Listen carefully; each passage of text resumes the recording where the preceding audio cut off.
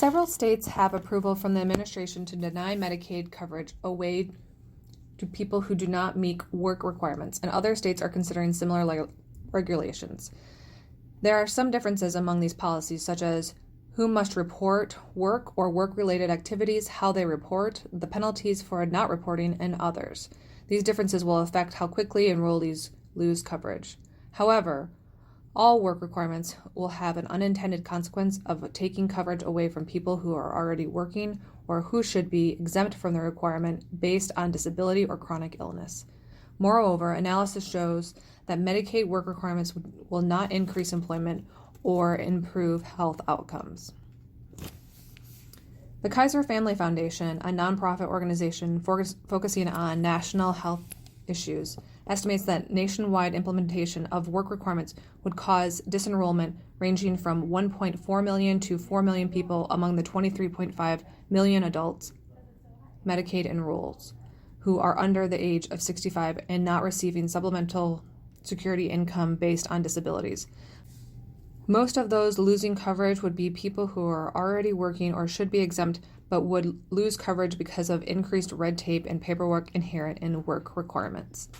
In 2018, the Kaiser Family Foundation published its analysis of the 25 million Medicaid recipients aged 19 to 64.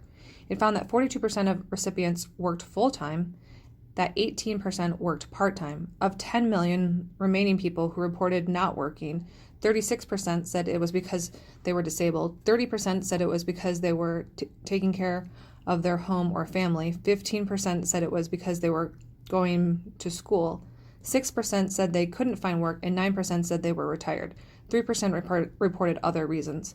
Based on these data, only about 2 to 5.5 million of the 25 million non-elderly people on Medicaid could even work in the first place, depending on the family's abilities to find other caretakers, come out of retirement, and so forth. Additional researchers at the Brookings Institute Hamilton Project collected data on the work status of people on Medicaid and found that low-income Americans were continually entering and leaving the labor force, and doing so for many reasons, often temporary. A person might work 9 months out of a stretch of a year, but if he or she does not work for 3 consecutive months, this person would lose their health care in a state such as Arkansas. Most states planning or considering work requirements are proposing that beneficiaries work at least 80 hours each month. Analysis from the Center of Budget and Policy Priorities shows the difficulties that low-wage work presents in meeting such rigid work requirements. They found that 46% of low-income working adults who could be subject to Medicaid work requirements would be at risk of losing coverage for the 1 or more months because they wouldn't meet the 80-hour requirement in every month. Even among people working 1,000 hours over the course of a year, enough on average to meet the 80-hour monthly requirement, 1 in 4 would be at risk of losing coverage for 1 or more months because that would not meet the minimum in every month. Work requirements also run the risk of putting the cart before the horse. Low-income adult Medicaid enrollees have a high rate of chronic conditions and mental illness. For example, 69% of adults enrolled in Michigan's Medicaid expansion under the Affordable Care Act have at least one chronic physical or mental health condition. Individuals with conditions like diabetes, heart disease, or depression may be able to hold a steady job if these conditions are treated and controlled, but work may be impossible if these conditions go untreated. Beneficiaries themselves confirm the connection between coverage and work.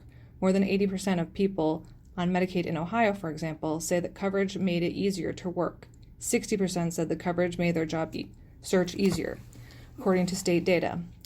The reason the Kaiser Family Foundation report found is that many adults on Medicaid who are not working because of an illness or a disability that prevent them from doing their physical demanding tasks that most entry or low-income jobs require. Healthcare helps many of them manage those healthcare issues well enough to participate in the labor force. At this time, CMS approved requests for 9 states to impose work requirements, and 9 other states' requests are pending. The GAO, a nonpartisan agency that works for Congress, found in its report, the cost of administrating the program ranged from $6 million in New Hampshire to $271 million in Kentucky. The federal budget is generally covering most of these costs. In Kentucky, the federal share is 87%. In summary, while the magnitude from the state to state may vary, the main outcomes of the Medicaid work requirement will be to remove coverage from working adults while simultaneously making it more challenging for low-income individuals to seek employment or remain employed.